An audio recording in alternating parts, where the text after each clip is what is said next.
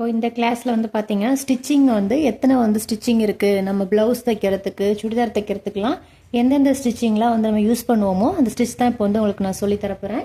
இப்போ ஃபஸ்ட்டு வந்து நான் ஒரு வேஸ்ட்டு கிளாத் வந்து எடுத்திருக்கேன். நீங்கள் பிகினர்ஸாக இருந்தீங்க அப்படின்னா ஸ்டிச்சஸ் வந்து நல்லா ப்ராக்டிஸ் பண்ணிவிட்டு அதுக்கப்புறம் தான் ப்ளவுஸில் வந்து ட்ரை பண்ணணும். ஏன்னா ஸ்டிச்சிங்கிறது வந்து கட்டிங்கோட ஸ்டிச் பண்ணுறது தான் நமக்கு ரொம்ப முக்கியம். அதனால நமக்கு ஸ்டிச் பண்ணும்போது ஏதாவது ஃபினிஷிங் நல்லா இல்லைன்னா நம்ம என்னதான் வந்து கட் பண்ணி ப்ளவுஸ் தைக்கணும் அப்படி இருந்தாலும் ஃபினிஷிங் வந்து பார்க்கறதுக்கு நல்லா இருக்காது. இப்போ இந்த கிளாத்தில் வந்து பார்த்தீங்க அப்படின்னா நான் ஸ்ட்ரைட்டாக வந்து ஒரு கோட் போட்டிருக்கேன். தெரியுதா? அந்த ஸ்ட்ரைட்டாக இருக்கிற கோட்டில் நம்ம அப்படியே வந்து தைக்கணும். இது நான் சொல்லித்தர எல்லா ஸ்டிச்சுமே பார்த்தீங்கன்னா நம்ம ஸ்டிச்சுக்காக, நம்ம ப்ளவுஸ் ஸ்டிச் பண்ணுறதுக்காக தேவைப்படுறதுக்காக நான் வந்து ஸ்டிச்சிங் வந்து சொல்லியிருக்கேன். இப்போ இந்த தையல் இந்த நேர் கோடு இருக்கு பார்த்தீங்களா, இந்த நேர் கோடு ஃபுல்லாமே வந்து அப்படியே வந்து தைக்கணும். தைக்கும்போது அந்த ஃபூட்டு வந்து நகரக்கூடாது, அந்த பக்கமும் இந்த பக்கமும் நகராமல் கரெக்டாக வந்து பார்த்து அந்த கோட்லேயே வந்து தைக்கணும்.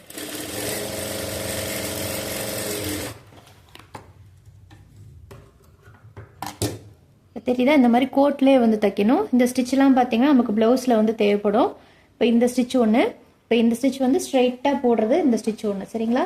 இப்போ கையிலலாம் நம்ம ப்ளவுஸ் தைக்கிறோம், கையில் தைக்கிறோம் அப்படிங்கும்போது அந்த இடத்துலலாம் நமக்கு தேவைப்படும். இப்போ அடுத்தது இது வந்து இது ஒரு ஸ்டிச்சு. இப்போ நெக்ஸ்ட்டு என்ன பண்ணணும் அப்படின்னா அடுத்த ஸ்டிச் என்னென்னா இந்த கிளாத்தை வந்து இப்படி ரெண்டாக நான் மடிச்சுக்கிறேன். இப்படி ரெண்டாக வந்து நான் மடிச்சுட்டு ஒரு 1/4 இன்ச் அளவில் ஒரு மார்க் பண்ணிக்கிறேன்.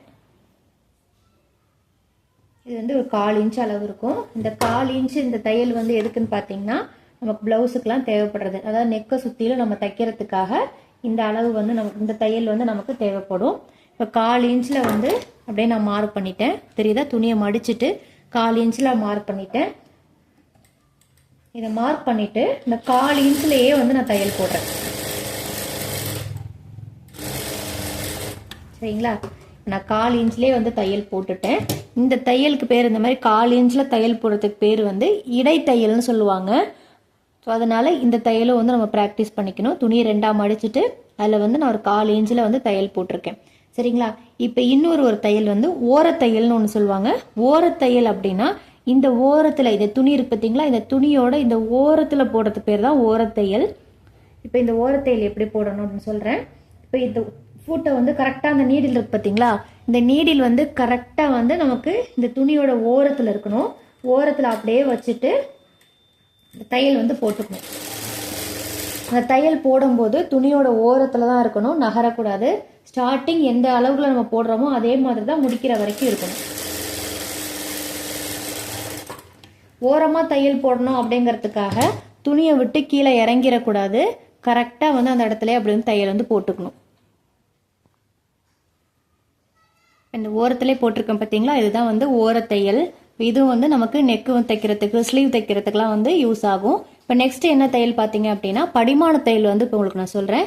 படிமான தையல் அப்படின்னா இப்போ ப்ளவுஸில் வந்து நம்ம ஏதாவது துணியை வந்து மடிச்சுக்கணும். மடிச்சுட்டு இப்போ ஏதாவது ஒரு ஸ்டிச்சு போடுறோம் அப்படின்னா இப்போ இந்த மாதிரி ஒரு 1/4 இன்ச்சு 1/2 இன்ச்சு அப்போ தையல் வந்து நான் போட்டு காட்டுறேன். அது எப்படி அதை படிமான தையலாக போடணும் அப்படின்னா இப்படி நான் வந்து தையல் வந்து போட்டுட்டேன். சரிங்களா? இப்போ இந்த தையல் தான் இப்போ நான் போட்டது. இப்போ இந்த போட்ட தையலை இந்த துணியை வந்து இப்படி ரெண்டாக வந்து விரிச்சுக்கிறேன். சரிங்களா? இப்படி துணியை இங்கே போட்டிருக்கேன் தையல். இந்த தையலுக்கு நேராக துணியை வந்து இப்படி ரெண்டாக வந்து ஓப்பன் பண்ணிட்டேன். இப்படி ஓப்பன் பண்ணோன்னே நமக்கு துணியில் வந்து இங்கே ஒரு மடிப்பு இருக்கும், இந்த சைடில் வந்து ஒரு துணி இருக்கும். சரிங்களா? இதில் இந்த ஓரத்துலேயே நம்ம போடுறது பேர் தான் படிமான தையல்னு சொல்லுவாங்க. நீங்கள் துணியை இந்த பிசுறு துணி இருக்கு பார்த்துங்க, இந்த உள்ளே இருக்கிற துணி இப்படி மடித்தாலும் சரி இல்லை இப்படி மடித்தாலும் சரி, இந்த துணி வந்து எந்த இடத்துல நீங்கள் இப்படி மடித்து விடுறீங்களோ அதுக்கு மேலே தான் அந்த படிமான தையல் வந்து போடணும். சரிங்களா? இப்போ இந்த சைடு மடிச்சிட்டிங்கன்னா இதில் வந்து போட முடியாது, படிமான தையல் வந்து இதில் வந்து போட முடியாது. இங்கே இருக்கு பார்த்தீங்களா, இந்த இதில் தான் வந்து நம்மளால் படிமான தையல் வந்து போட முடியும். இந்த பிசுறு உள்ளே இருக்கிற துணியை நீங்கள் இந்த சைடு தள்ளி விட்டு படிமான தையல் போட்டாலும் ஓகே, இல்லை இந்த சைடு திருப்பி போட்டாலும் ஓகே. சரிங்களா? இப்போ இப்படி மடிச்சுட்டு இப்போ இந்த ஓரத்துலேயே வந்து இங்கே நம்ம ஒரு தையல் போட்டிருக்கோம் பார்த்தீங்களா, அதே தையலை இந்த ஓரத்துலேயே வந்து நம்ம போட்டுட்டு வரணும். நம்ம பிசுறு வந்து உள்ளே மடித்து விட்டுருக்கோம், அந்த மடித்து விட்டதுலேயே வந்து நம்ம தையல் வந்து நான் போட்டுக்கிறேன்.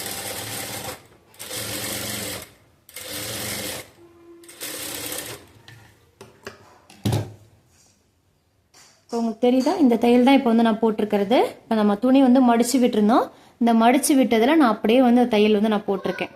ஓரத்துலேயே வந்து போட்டிருக்கேன். இந்த ஓரத்தையலும் இந்த படிமான தையலும் நமக்கு ப்ளவுஸ்லேயும் வரும், நெக்கு சுற்றிலும் தையல் போடுறதுக்கு வரும். சரிங்களா?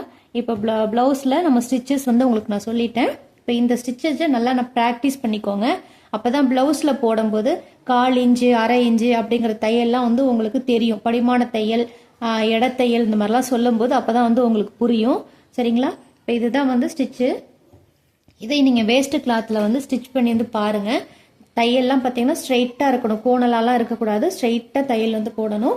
இப்போ நம்ம சாக்பீஸில் மார்க் பண்ணிவிட்டு தையல் போடுறோம், அதே மாதிரி ப்ளவுஸில் வந்து பண்ண முடியாது. ஏன்னா ப்ளவுஸில் பண்ணோன்னா ஓவராக மார்க்கிங்காக தெரியும்.